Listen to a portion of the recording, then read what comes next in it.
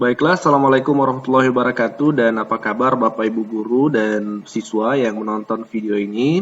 Di sini kita akan langsung saja menjawab pertanyaan dari kalangan siswa, guru bahkan orang tua. Bagaimana dengan kelas 6 SD, 9 SMP dan kelas 12 setelah ujian nasional dihapuskan? Bagaimana ujian mereka? Apakah mereka ikut AKM atau seperti apa? Nah, ini yang kita jawab. Sumber atau rujukan dari jawaban nanti ini berdasar dari file dari Kemdikbud peningkatan kompetensi peserta di melalui AKM yang disampaikan melalui webinar oleh Lembaga Komite Sekolah Nasional. Jadi ini adalah rujukan yang bisa kita menjadi referensi karena ini memang file dari Kementerian Pendidikan. Baik, kita langsung saja. Di sini ada slide, kita cari. Nah, di sini. Sebelum menjawab itu perlu diketahui jenis AKM atau numerasi dan literasi itu ada 3. Bapak Ibu guru atau siswa adik-adik. AKM nasional itu kelas 5, 8, dan 11. 5 SD, 8 SMP, 11 SMA. Jadi AKM nasional ini sama dengan ibaratnya dia pengganti ujian nasional. Hanya ujian nasional kan dilaksanakan di akhir jenjang kelas 6 SD, kelas 9 SMP, 12 SMA. Kalau AKM ini dilaksanakan di kelas 5, 8, dan 11 dengan kata lain di pertengahan jenjang. Nah, seperti itu. Lantas bagaimana dengan kelas 6, 9, dan 12? Nah, kelas 6 SD itu sudah tidak wajib lagi mengikuti AKM ini karena mereka sudah berada di jenjang kelas 6 saat ini nih. Sekarang yang anak-anak kita yang di kelas 6 ini tidak wajib lagi mengikuti AKM. Begitupun dengan kelas 9 SMP tidak wajib lagi. Kelas 12 SMA seperti apa? Ini sebentar kita akan bahas di poin sini karena ada namanya AKM sertifikasi. Kita akan bahas untuk kelas 12-nya. Pasti 6 dan 9, kelas 6 dan kelas 9 sudah tidak wajib lagi ikut AKM. Lantas mereka lulusnya nanti bagaimana? Mereka tinggal ikut ujian sekolah saja. Ujian sekolah tetap ada. Ujian nasional yang dihapuskan.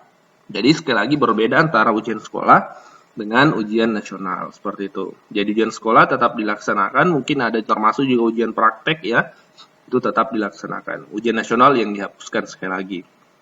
Nah, selanjutnya, lantas itu pun perlu diketahui bahwa yang kelas 5, 8, dan 11 yang akan mengikuti AKM ini, itu pun tidak semua siswa akan mengikuti.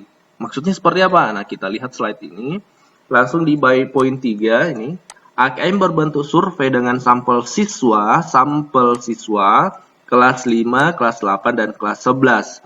Jadi dia menggunakan sistem sampling, artinya misalnya dari kelas 5 SD itu misalnya satu sekolah ada jumlahnya 35 misalnya. Maka tidak berarti 35 siswa itu akan ikut AKM, hanya misalnya mungkin 20 siswa saja, tergantung jumlah sampel yang akan digunakan seperti itu. Karena memang perlu diketahui AKM ini berbeda dengan ujian nasional. Ujian nasional itu mengukur pencapaian masing-masing siswa. Sementara AKM ini tidak, bukan untuk penilaian individu siswa. Sekali lagi, AKM ini bukan untuk penilaian individu siswa, sehingga tidak mempengaruhi kelulusannya seperti itu. Dia hanya menjadi, di sini penjelasannya, tidak melaporkan hasil individu siswa. Nah, ini tidak ada laporan individu, namun laporan agregat yang berfokus pada peningkatan internal dari waktu ke waktu, bukan komparasi antar kelompok. Jadi ini menjadi penilaian internal untuk sekolah. Peningkatan kinerja dari sekolah berdasarkan literasi dan numerasi, ini yang menjadi penilaiannya, bukan untuk penilaian siswa dan bukan untuk membandingkan antara sekolah ini dengan sekolah, tidak. Hanya mungkin nanti akan ada pengelompokan atau pemetaan maksudnya. Pemetaan misalnya hasil AKM-nya antara rendah, menengah, dan tinggi. Mungkin akan seperti itu. Yang pastinya bukan untuk penilaian individu siswa. Jadi siswa tidak perlu khawatir atau cemas seperti akan menghadapi ujian nasional. Karena banyak juga orang tua siswa yang cemas nih. Berpikir akan lebih sulit daripada ujian nasional. Sesungguhnya tidak seperti itu. Jadi sekali lagi, untuk yang kelas 5, 8, dan 11 yang akan AKM, tidak semuanya ikut. Hanya menggunakan sistem sampel. Nah, seperti itu. Kita kembali ke slide yang tadi. Nah, nomor 2 ada juga namanya AKM kelas, itu dari awal SD sampai akhir SMA. Ini semacam proses literasi dan numerasinya, makanya ketika kita buka website ini, Pusat Asesmen dan Pembelajaran, di situ ada level pembelajaran level 1 untuk kelas 1 dan 2, level 2 kelas 3 dan 4, level 3 kelas 5 dan 6, ke level 4 kelas 7 8, level 5 kelas 9 10, level 6 kelas 11 12. Itu. Ini resmi ya dari Kemendikbud ya. Ini adalah Pusat Asesmen dan Pembelajaran. Websitenya namanya pusmenjer.kemdikbud.go.id. Makanya di sini ada level-levelnya mulai dari kelas 1 SD sampai kelas 12 SMA karena memang ada namanya AKM kelas. Jadi ini semacam proses mulai dari kelas 1 sampai kelas 12 AKM-nya seperti itu. Tapi dia tidak dari pusat, soalnya tidak bisa jadi dari guru sendiri yang mendesain soalnya untuk AKM kelas nih. Lanjut ke AKM sertifikasi. Nah, ini untuk khusus yang kelas 12 SMA atau SMK sederajat saat ini, itu nanti akan ada juga namanya AKM sertifikasi. Khusus kelas 12 ya, kelas 6, kelas 9 tidak ada.